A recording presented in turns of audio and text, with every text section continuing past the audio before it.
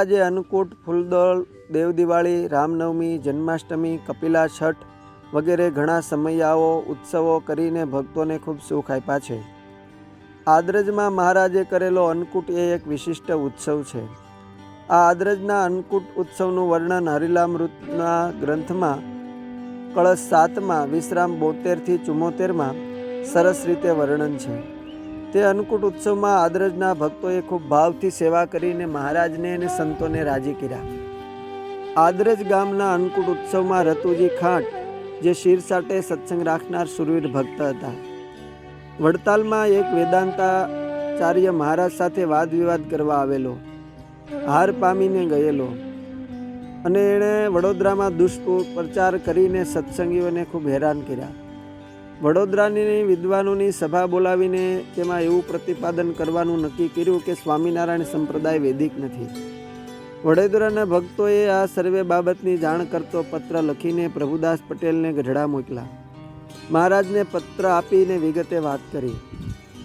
વિદ્વાનોની સભામાં તેઓને શાસ્ત્રસંમત જવાબ આપવા મહારાજે મુક્તાનંદ સ્વામીને વડોદરા મોકલા.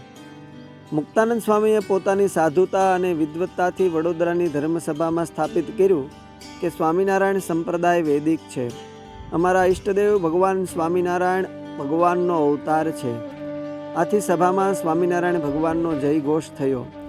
ભૂપે શાસ્ત્રીઓ સૌને બોલાવી, સભા દરબાર માહી ભરાવી, વેદાંતાચાર બહુવાદ કીધો, મુક્તાનંદે તેને જીતી લીધો. એનો અન્યાય દેખી અપાર, દેશાધીશે તેને કર્યો દેશ પાર.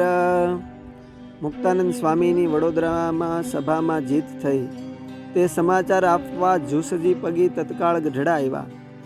મહારાજે ખૂબ રાજી થઈને આ સમાચાર સભામાં કહ્યા. હરિહરિયાનંદ અને નિર્વિકલ્પાનંદ નામના સાધુઓ મુક્તાનંદ સ્વામીના વખાણ સાંભળીને અદેખાઈથી બળી મૂવા. મુક્તાનંદ સ્વામી માટે અઘટિત શબ્દો કહ્યા. સત્સંગની મર્યાદાનું ઉલ્લંઘન થતું હોવાથી શ્રીજી મહારાજ ઉદાસ થયા અને સત્સંગમાંથી જતા રહેવા તૈયાર થયા. કાઠિયાવાડના ભક્તોએ કહ્યું કે મહારાજ, આપ સમગ્ર સત્સંગીઓની રજા લઈને જાઓ. આથી મહારાજે આદ્રજ ગામે અન્નકૂટનો સમયો કરવાનું નક્કી કર્યું. મહારાજ સંઘ સાથે આદ્રજ પધાર્યા. રતુ ખાંટ, બાદરજી ખાંટ વગેરે ભક્તોએ સામયું કર્યું. મહારાજને પૂજા કરીને ફૂલડેથી વધાવ્યા. ગુજરાત, કચ્છ, કાઠિયાવાડ, હાલાર, ઝાલાવાડ, કાનમ, સુરત વગેરે દેશના ભક્તો અને સત્સંગમાં વિચરણ કરતા સંતોના સંઘ આદરજ આવ્યા. મુક્તાનંદ સ્વામી પણ વડોદરાના ભક્તોના સંઘ સાથે આદરજ આવ્યા. ભવ્ય અન્નકૂટ ઉત્સવ થયો. ઉત્સવના બીજા દિવસે મહારાજે સર્વે સત્સંગીઓને વિદાય થવા આજ્ઞા કરી, પરંતુ દરેક દેશના આગેવાનોને રોકવા આજ્ઞા કરી. પછીના દિવસે આગેવાન ભક્તો અને મોટેરા સંતોની સભા થઈ. મહારાજે પોતાની ઉદાસીનું કારણ કહીને સત્સંગની જવાબદારી સંભાળવા માટે મુક્તાનંદ સ્વામી, બ્રહ્માનંદ સ્વામી, પરમ ચૈતન્યાનંદ સ્વામી અને નિત્યાનંદ સ્વામી એ 4 સદગુરુઓની સ્થાપના કરી. ચારેય સદગુરુઓની મહારાજે આરતી ઉતારીને તેમને સર્વે સત્સંગની જવાબદારી સોંપી.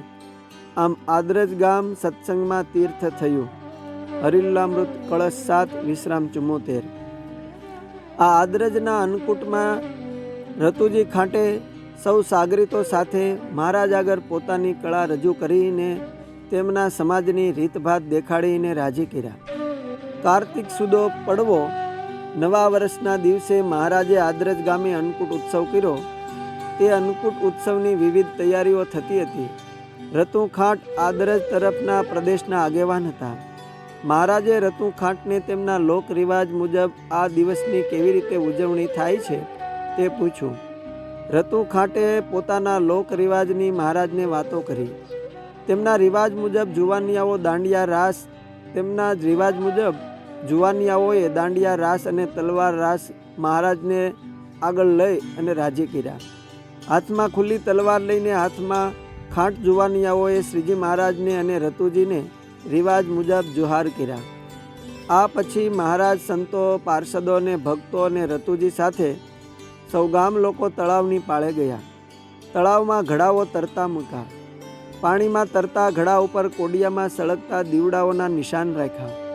ખાટ જુવાનિયાઓ બંદૂક વડે નિશાન પાડવા લાગ્યા, પરંતુ તે દિવસે આવા અઠંગ નિશાનબાજોથી પણ કોઈ નિશાન પડ્યા નહીં. મહારાજે પાર્ષદ વેરાજીને નિશાન પાડવા કહ્યું. વેરાજી ધનુષ્ય વડે નિશાન પાડવામાં પ્રવીણ હતા, પણ તેમણે બંદૂક ક્યારેય હાથમાં લીધી નહોતી. મહારાજે આજ્ઞા કરી એટલે ઉઠીને વેરાજીએ મહારાજને પ્રણામ કર્યા. બંદૂક કેમ પકડવી, બંદૂકમાંથી કેમ ગોળી છોડવી એ રતુજી પાસેથી શીખીને મહારાજનું સ્મરણ કરીને નિશાન સાધ્યોને ગોળીઓ છોડી તો દરેક ગાયે નિશાન ઉડી ગયા.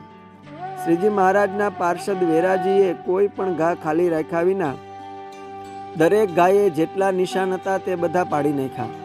પછી બંદૂક મૂકીને મહારાજને પ્રણામ કરીને નિર્માની ભાવે સભામાં બેસી ગયા. વેરાજી ભગતની આવી નિશાનબાજી અને નિર્માનીપણાને રતુ ખાંટના અઠંગ નિશાનબાજો તો આંખો ફોડીને જોઈ જ રહ્યા. વેરાજી ભગત હજી પહેલી વખત બંદૂક પકડતા શીખ્યા અને દરેક અચૂક ગાયે દરેક નિશાન પાડ્યા. આથી પોતાને અઠંગ નિશાનબાજ માનતા ખાટ જુવાનિયાઓના અભિમાન ઉતરી ગયા. હરિચરિત્રામૃત સાગર પુષ્પ 18 તરંગ 33. નિષ્કુળાનંદ સ્વામીએ ભક્ત ચિંતામણીના પ્રકરણ 119 કડી 12-13 આદરજના રતુજી, બાદરજી વગેરે હરિભક્તોને ચિંતવતા લખ્યું છે કે ખાટ ભક્ત બાદરજી જે હર, રતુજી અરજણજી જે હરિભક્ત છે હવન બાઈ, એ હાદીજન આદરજ માઈ. અસ્તુ. જય સ્વામિનારાયણ. શ્રી ભક્ત ચિંતામણીના મુક્તોના ચિંતનમાંથી.